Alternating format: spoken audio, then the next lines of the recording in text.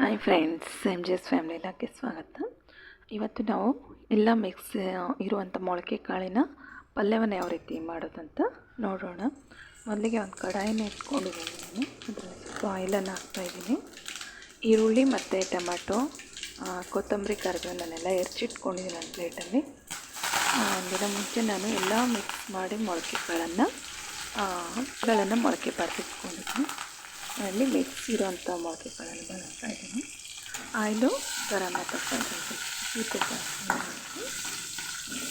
ಸ್ವಲ್ಪ ಕರಿಬೇವನ್ನು ಮಿಕ್ಸ್ ಮಾಡಿ ಆ ನಂತರದಲ್ಲಿ ಈರುಳ್ಳಿಯನ್ನು ಆ್ಯಡ್ ಮಾಡ್ತಾಯಿದ್ದೀನಿ. ಅದಕ್ಕೆ ಈರುಳ್ಳಿನ ಹಾಕಿ ಚೆನ್ನಾಗಿ ಅದು ಕೆಂಪರವರೆಗೂ ಬಿಟ್ಟು ಅದು ಬೇಯ್ದ ನಂತರ ಸ್ವಲ್ಪ ಕಲರ್ ಚೇಂಜ್ ಆಗಿದ್ದರೆ ಓಕೆ.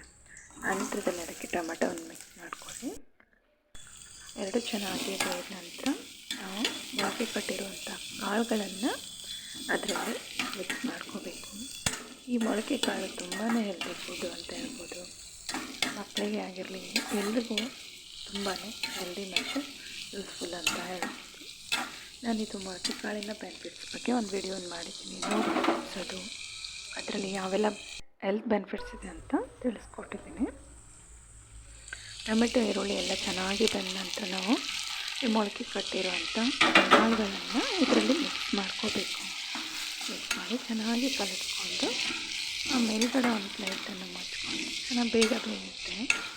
ಇದು ಕಾಳುಗಳಷ್ಟು ಟೈಮ್ ತೆಗೆದುಕೊಳ್ಳಲ್ಲ, ಬೇಗನೆ ಬೇಯುತ್ತೆ. ಇದು 5 ರಿಂದ 10 ನಿಮಿಷ ಸಾಕು, ಜಾಸ್ತಿ ಸಮಯ ಬೇಕಾಗಲ್ಲ. ಇದಕ್ಕೆ ಕಡಿಮೆ ಸಮಯದಲ್ಲಿ ತುಂಬಾ ಹೆಲ್ದಿ ಫುಡ್ ಅಂತ ಹೇಳ್ಬೋದು.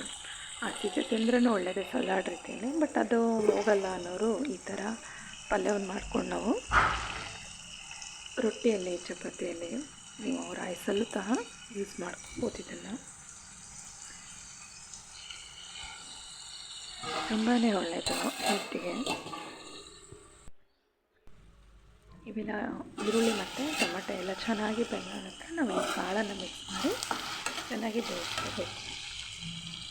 ಆನಂತರದಲ್ಲಿ ಚಿಕ್ಕಷ್ಟು ಉಪ್ಪು, ಖಾರ, ಅರಿಶಿಣವನ್ನು ಆ್ಯಡ್ ಮಾಡ್ಕೋಬೋದು. ಎಲ್ಲವನ್ನು ಚೆನ್ನಾಗಿ ಕಲಿಸ್ಕೊಳ್ಳಿ. ಇದಕ್ಕೆ ನಾವು ಆನಿಯನ್ ಬದಲು ಬರೀ ಈರುಳ್ಳಿಯನ್ನು ಯೂಸ್ ಮಾಡ್ಕೋಬೋದು, ಅದನ್ನು ಫ್ಲೇವರ್ ಚೆನ್ನಾಗಿರುತ್ತೆ. ಕೆಲವೊಬ್ರು ಇಷ್ಟ ಆಗಲ್ಲ ಈರುಳ್ಳಿ ಅನ್ನೋರು ಆ ಥರನೂ ಮಾಡ್ಕೋಬೋದು. ಚಳಿಗಾಲದಲ್ಲಾದರೆ ಸ್ವಲ್ಪ ಬೆಳ್ಳುಳ್ಳಿಯನ್ನು ಜಾಸ್ತಿ ಬಳಸ್ಬೋದು. ಬೇಸಿಗೆಯಲ್ಲಿ ಈ ಥರ ನಾವು ಈರುಳ್ಳಿ ಬಳಸ್ಕೊಂಡು ಮಾಡ್ಬೋದು. ಇದಕ್ಕೆ ರುಚಿಗೆ ತಕ್ಕಷ್ಟು ಸಾಲ್ಟು, ಖಾರ ಮತ್ತು ಅರಿಶಿಣವನ್ನು ಬಳಸ್ತಾ ಇದ್ದೀನಿ.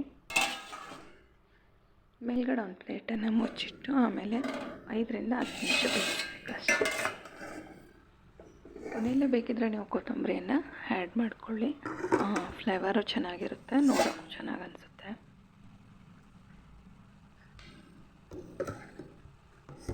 ತುಂಬಾ ಹೆಲ್ದಿ ಇದು, ಚಿಕ್ಕ ಮಕ್ಕಳಿಗೆ ಇಷ್ಟ ಆಗುತ್ತೆ, ದೊಡ್ಡವರು ಇಷ್ಟಪಟ್ಟು ತಿಂತಾರೆ. ಕೆಲವೊಬ್ಬರಿಗೆ ಇಷ್ಟ ಆಗಲ್ಲ, ಎಲ್ರಿಗೂ ಆಗಬೇಕಂತೇನಿಲ್ಲ.